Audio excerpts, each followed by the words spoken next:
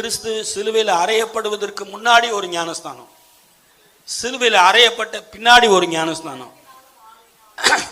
முதல்ல கொடுக்கிற ஞானஸ்தானம் மனம் திரும்புதலுக்கு ஏதுவான ஞானஸ்தானம். அதை தான் யோவான் ஸ்நானகன் கொடுத்தான். என்ன ஞானஸ்தானம்? மனம் திரும்புதலுக்கு ஏதுவான ஞானஸ்தானம். அதுல மனம் திரும்புதல்லாம் இல்லை, அதுல பாவ மன்னிப்புலாம் இல்லை.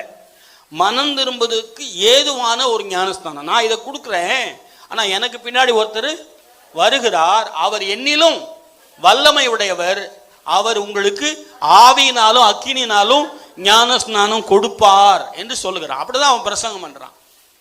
அப்பனா அந்த ஞானஸ்தானம் என்ன ஞானஸ்தானம்? மனம் திரும்புதலுக்கு ஏற்ற ஞானஸ்தானம். கிறிஸ்து சிலுவையில மரிச்சதுக்கு அப்புறம் என்ன ஞானஸ்தானம்? பாவ மன்னிப்புக்கு என்று ஞானஸ்தானம். 2:38 வாசிக்கிறோம். வாசிங்க அதை. அப்போஸ்தலர் 2:38.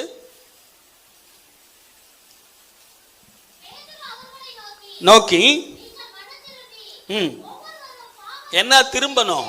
என்ன திரும்பணும்? அது ரொம்ப முக்கியம். நீங்க மனம் திரும்பி ஒவ்வொருவரும் எதுக்கென்று, எதற்கென்று?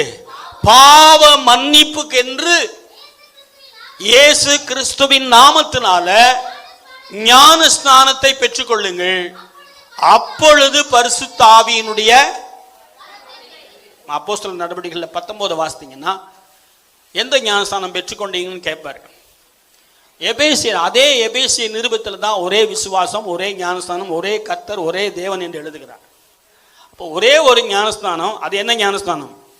பாவ மன்னிப்புக்கு என்று எடுக்கக்கூடிய ஞானஸ்தானம். மனம் திரும்புதலுக்கு ஏதுவான ஞானஸ்தானம் எடுத்தா பிரயோஜனம் இல்லை.